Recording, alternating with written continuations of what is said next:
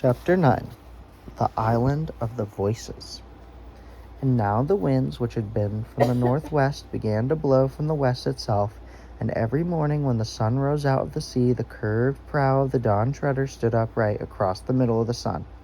Some thought that the sun looked larger than it looked from Narnia, but others disagreed, and they sailed and sailed before a gentle yet steady breeze, and saw neither fish nor gold, nor ship nor shore. The stores began to get low again, and it crept into their hearts that perhaps they might have come to a sea that went on forever.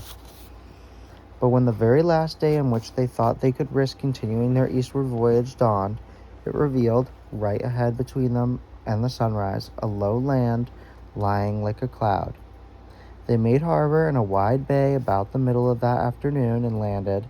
It was very difficult country from any they had yet seen, a very different country. For when they had crossed the sandy beach, they found all silent and empty as if it were uninhabited. But before them there were level lawns in which the grass was smooth and short as it used to be in the grounds of the great English house where 10 gardeners were kept. The trees, of which there were many, all stood well apart from one another, and there were no broken branches and no leaves lying on the ground. Pigeons sometimes cooed, but there was no other noise. Presently they saw to a long, straight, sanded path, with not a weed growing on it, and trees on either hand. Far off on the other end this avenue they now caught sight of a house, very long and gray and quiet looking in the afternoon sun. Almost as soon as they entered this path, Lucy noticed that she had a little stone in her shoe. In the unknown place it might have been wiser for her to ask the others to wait while she took it out. But she didn't. She just dropped quietly behind and sat down to take off her shoe. Her lace had got into a knot. Before she had undone the knot, the others were a fair distance ahead. By the time she had got the stone out and was putting the shoe on again, she could no longer hear them. But almost at once she heard something else. It was not coming from the direction of the house. What she heard was a thumping. It sounded as if dozens of strong workmen were hitting the ground as hard as they could with great wooden mallets, and it was very quickly coming nearer. She was already sitting with her back to a tree, and that tree was not one she could climb. There was really nothing to do but to sit dead still and press herself against the tree and hope she wouldn't be seen. Thump, thump, thump, and whatever it was must be very close now, for she could feel the ground shaking. But she could see nothing. She thought the thing or things must be just behind her. But then there came a thump on the path right in front of her. She knew it was on the path not only by the sound, but because she saw the sand scatter as if it had been struck a heavy blow. But she could see nothing that had struck it. Then all the thumping noises drew together about 20 feet away from her and suddenly ceased. Then came the voice. It was really very dreadful, because she could still see nobody at all. The whole of that park-like country still looked as quiet and empty as if it had looked when they first landed. Nevertheless, only a few feet away from her, a voice spoke, and what it said was, "Mates, now's our chance." Instantly, a whole chorus of other voices replied, "Hear him, hear him. Now's our chance," he said. "Well done, Chief. You never said a truer word." "What I say," continued the first voice, "is get down to the shore between them and their boat, and let every mother's son look to his weapons. Catch 'em when they try to put to sea." That's the way," shouted all the other voices. "You never made a better plan, Chief. Keep it up, Chief. You couldn't have been a better plan than that." "Lively then, mates, lively," said the first voice. "Off we go." "Right again, Chief," said the others. Couldn't have a better order. Just what we were going to say ourselves. Off we go." Immediately the thumping began again, very loud at first, but soon fainter and fainter, till it died out in the direction of the sea. Lucy knew there was no time to sit puzzling as to what these invisible creatures might be. As soon as the thumping noise had died away, she got up and ran along the path after the others as quickly as her legs would carry her. They must at all costs be warned. While this had been happening, the others had reached the house. It was a low building, only 2 stories high, made of beautiful mellow stone, many windowed and partially covered with ivy. Everything was so still that Eustace said, "I think it's empty." But Caspian silently pointed to the column of smoke which rose from one chimney. They found a wide gateway open and passed through it into a paved courtyard.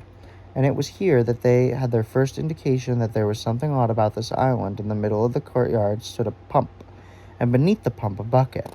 There was nothing odd about that, but the pump handle was moving up and down, though there seemed to be no one moving it. "There's some magic at work here," said Caspian. "Machinery," said Eustace. "I do believe we've come to a civilized country at last." At that moment, Lucy, hot and breathless, rushed into the courtyard behind them. In a low voice, she tried to make them understand what she had overheard, and when they had partly understood, it was even the bravest of them did not look very happy. "Invisible enemies," muttered Caspian, "and cutting us off from the boat. This is an ugly furrow to plow." "You have no idea what sort of creatures they are, Lou," asked Edmund. "How can I, Ed, when I couldn't see them? Did they sound like humans from their footsteps?" "I didn't hear any noise of feet, only voices, and this frightful thudding and thumping like a mallet."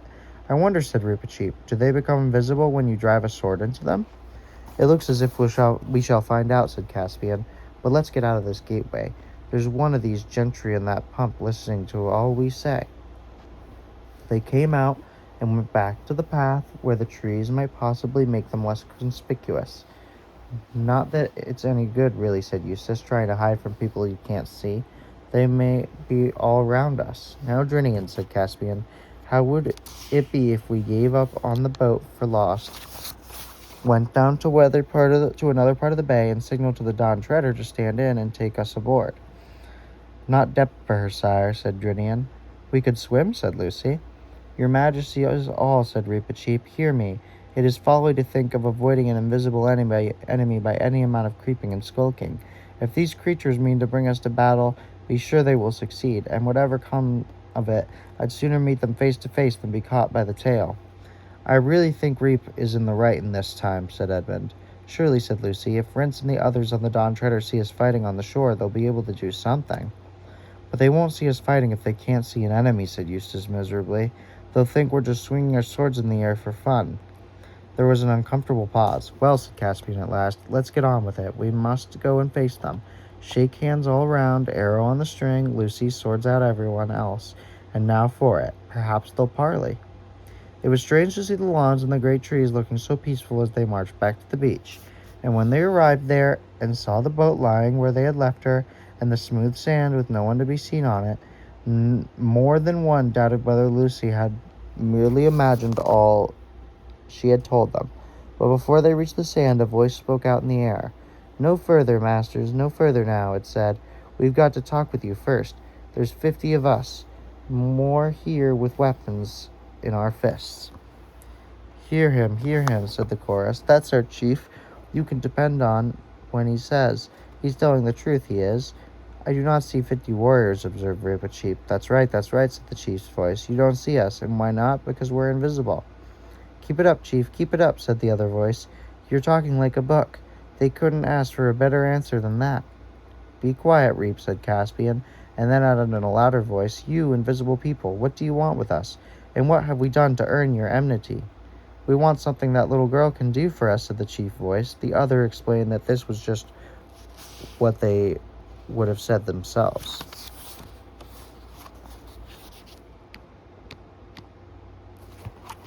"Little girl," said Reepicheep, "that lady is a queen." "We don't know about queens," said the chief voice. No more we do," claimed the others. "But we want something she can do." "What is it?" said Lucy. "And if it's anything against Her Majesty's honor or safety," added Reep, "you will wonder to see how many we can kill before we die." "Well," said the chief voice, "it's a long story. Suppose we all sit down?" The proposal was warmly approved by the other voices, but the Narnians remained standing. "Well," said the chief voice, "it's like this. The island has been the property of a great magician time out of mind, and we all are, or perhaps in a manner of speaking I might say we were, his servants. Well, to cut a long story short, this magician that I was speaking about, he told us to do something we didn't like. And why not? Because we didn't want to. Well then, the same magician, he fell into a great rage. For I ought to tell you he owned the island, and he wasn't used to being crossed. He was terribly downright, you know. But let me see, where am I? Oh yes, this magician then. He goes upstairs, for you must know he kept all his magic things up there, and we all lived down below. I say he goes upstairs and puts a spell on us, an uglifying spell. If you saw us now, which in my opinion you may think of your stars, you wouldn't believe what you looked like before we were uglified. You wouldn't really. So there we were, all ugly, and we couldn't bear to look at one another. So then what did we do? Well, I'll tell you what we did. We waited till we thought this same magician would be asleep in the afternoon, and we creep upstairs and go to his magic book and bold as brass to see if we can do anything about this uglyification. But we were all of us sweat and tremble, so I won't deceive you. But believe me or believe me not, I do assure you that we couldn't find anything in a way of spell for taking off the ugliness. And what with the time getting on and being afraid that the old gentleman might wake up any minute, I was all a muck sweat, so I won't deceive you. Well, to cut a long story short, whether we did a right thing or whether we did a wrong in the end, we see a spell for making people invisible, and we thought we'd rather be invisible than go on being as ugly as all that. And why? Because we like it better. So my little girl, who's just about your little girl's age, and a sweet child she was before she was uglified, though now at least said soonest mended, I say, my little girl says the spell, for it's got to be a little girl or else the magician himself, if you see my meaning, for otherwise it won't work. And why not? Because nothing happens. So my Clipsy says the spell, for I ought to have told you she reads beautifully, and there we all were as invisible as you could wish to see.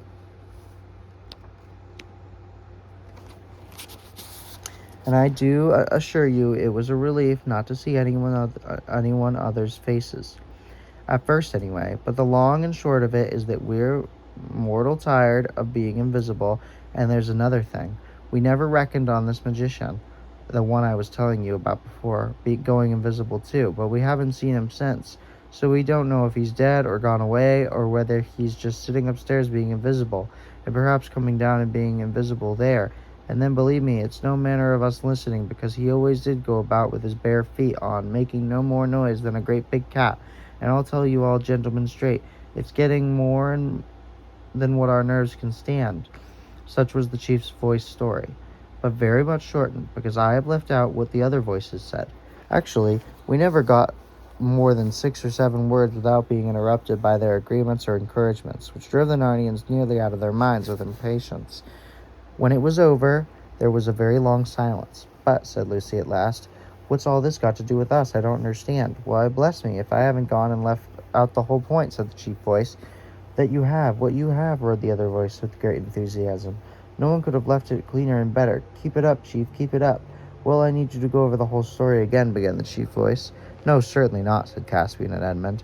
Well then, to put it in a nutshell, said the chief voice, we've been waiting forever so long for a nice little girl of foreign parts, like it might be you, missy, that would go upstairs and go to the magic book and find the spell that takes off the invisibleness, and say it. And we all swore that the first stranger as landed on this island, having a nice little girl with them, I mean, for if they hadn't, it'd be another matter. We wouldn't let them go away alive unless they'd done the needful for us.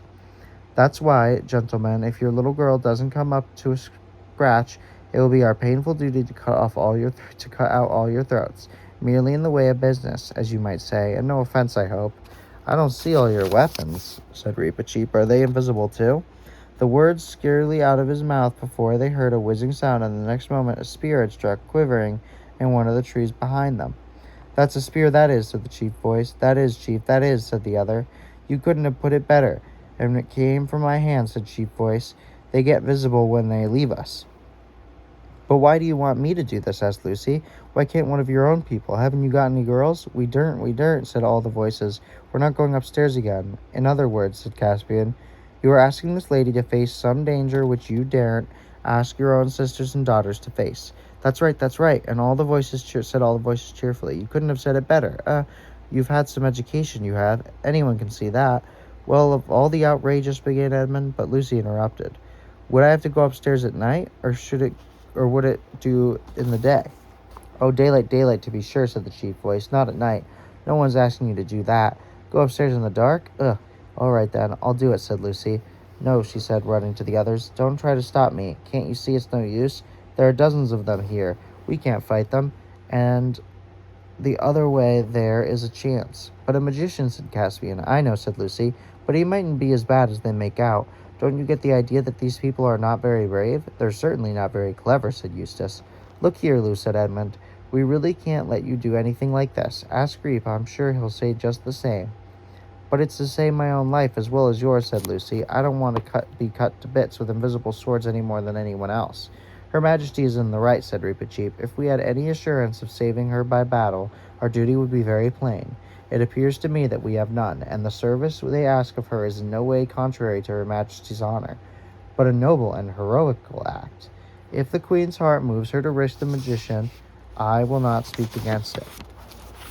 And no one had ever known Reepicheep to be afraid of anything, he could say this without feeling at all awkward. But the boys, who had all been afraid quite often, grew very red. Nonetheless, it was very obvious sense that they had to give in. Loud cheers broke from the invisible people when their decision was announced, and the chief voice, warmly supported by all the others, invited the Narnians to come to supper and spend the night. Eustace didn't want to accept, but Lucy said, "I'm sure they're not treacherous. They're not like that at all." And the others agreed. So, accompanied by enormous noise of thumpings, which became louder when they reached the flag and echoing courtyard, they all went back to the house.